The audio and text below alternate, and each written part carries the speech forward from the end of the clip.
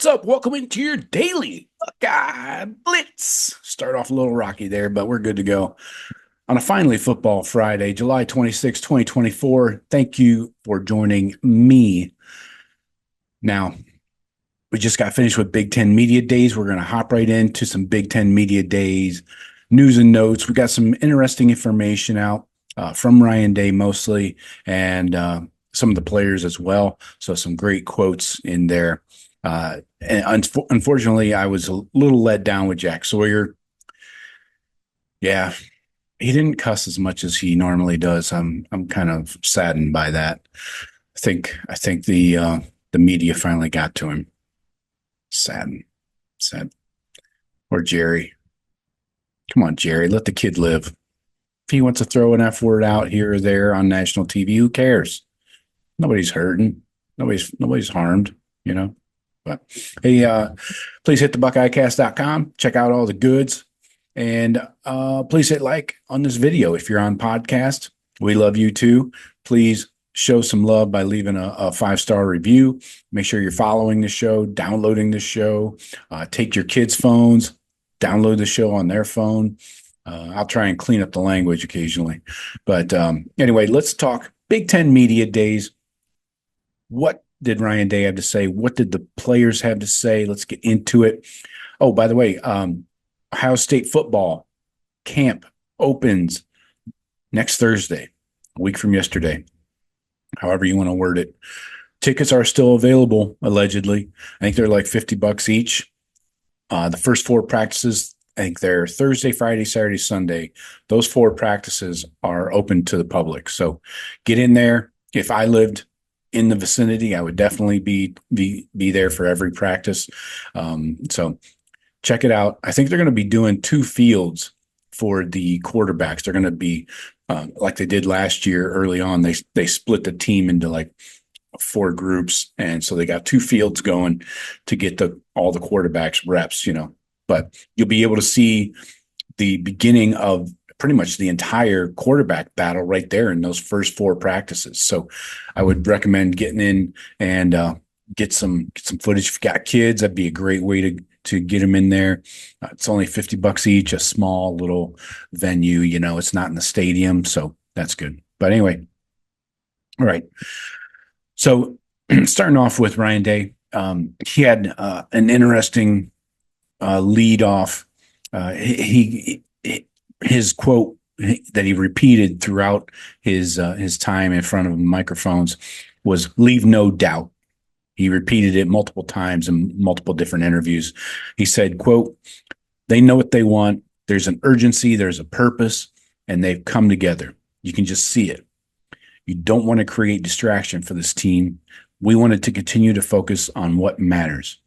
What we need to do is we need to leave no doubt. No doubt. Don't leave it to one play. Don't leave it to one call. Don't leave it to one stop. Leave no doubt when you're on the field."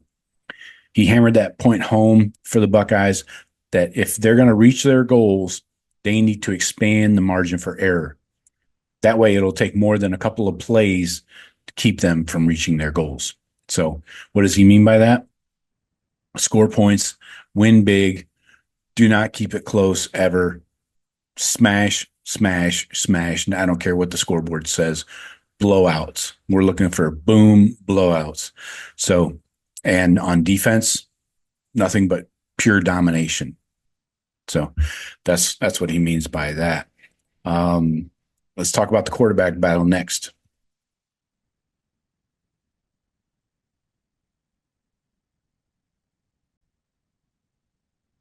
Okay. So how will Ohio State manage the quarterback situation, the quarterback battle once camp opens? Ryan Day actually gave us some details on that during Big Ten Media Days. So Ryan Day talked about a detailed practice plan as part of his process for picking the starting quarterback. In his plan, they would narrow down the starting options by the 5th practice in August. After that, he's not sure when they'll actually name a starter officially, but it seems like the battle's not going to drag into fall, into the season like last year. uh, Coach Day said, quote, I think we're going to use those first four practices that are open and have two fields to get as many reps as possible. I think once we get done with that fourth practice, we'll kind of stop with that, but it allows us to almost double up the amount of reps and in less amount of time. Then after those first 4 days, we'll take that one day off, and then we'll go back on the field and kind of go from there.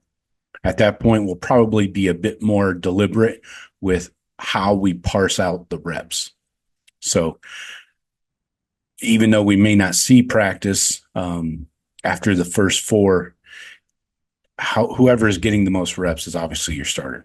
And then they'll trickle down from there, So probably Devin is second, Keenholz, Sayin, and Nolan, some kind of mixture of third and fourth and fifth reps.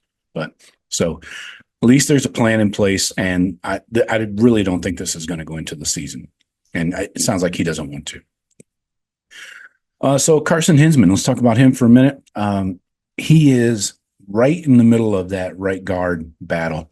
The Buckeyes decided they're going into training camp with Josh Fryer at right tackle. There's no longer the option of moving him to right guard. So that narrows down the focus to just one open job on the offensive line. And that's a good thing, right? Everything else is solidified, and we've got good options at that right guard.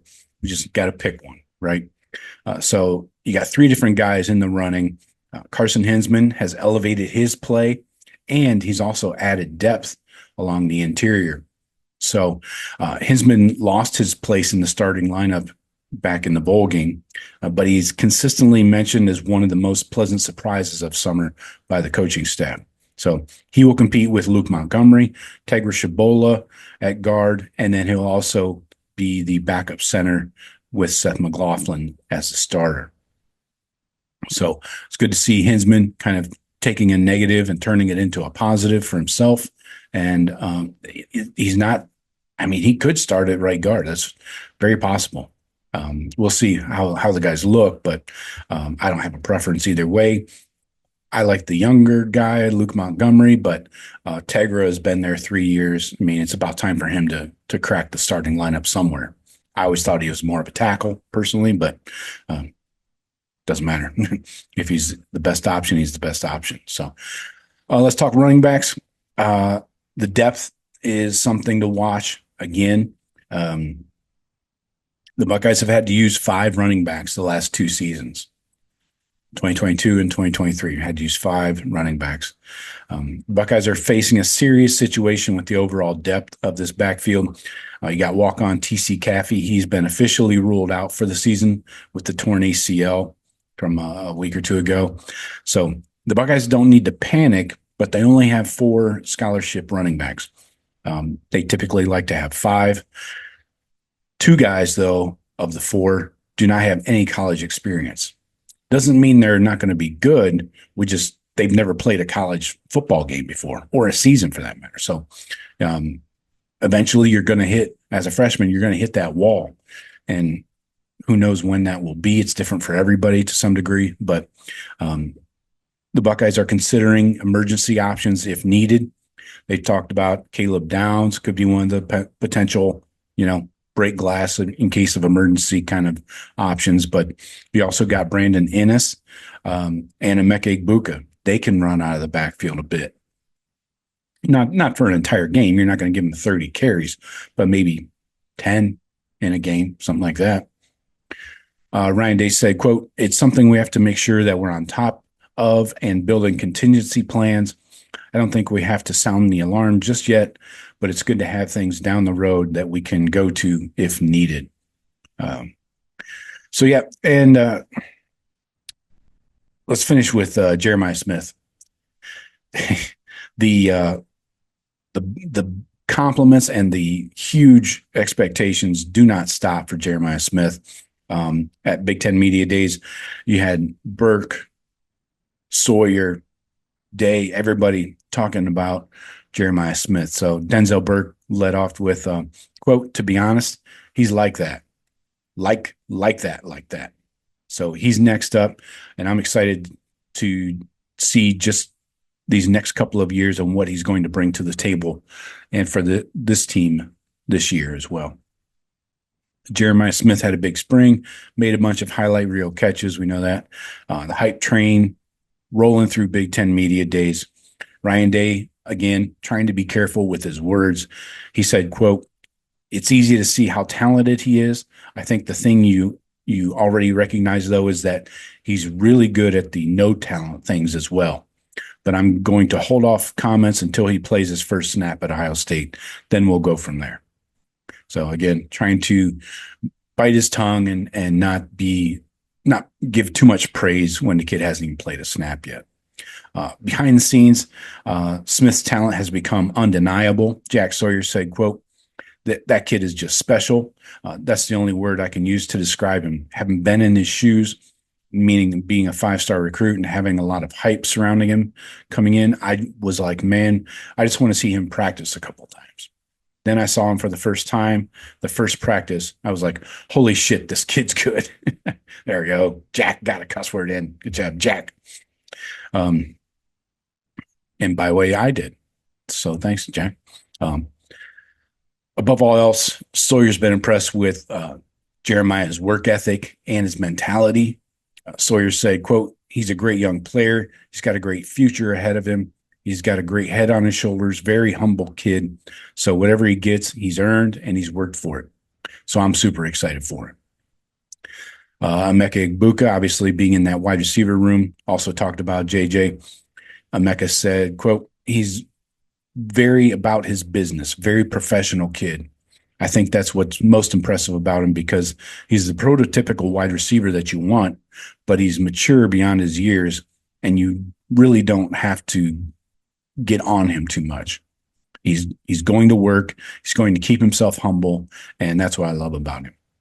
So, and Burke also said about Jeremiah's ceiling after he gets some experience and development. Quote, he said, "He has a little bit of Marv in him, and he's only a freshman now. So imagine what he's going to be in his third year. It's going to be nuts." So high praise for the young guy that has not played a snap yet at Ohio State, but high expectations too, right? So some interesting notes, and looking for that quarterback battle to be wrapped up here by the 5th practice, and hopefully they'll make an early announcement, by middle of August at the latest. So we'll see what happens with everything else. But that's the latest from Big Ten Media Days. That's all I got for you today. Please hit like and make sure you subscribe. We'll talk to you tomorrow. Go Bucks.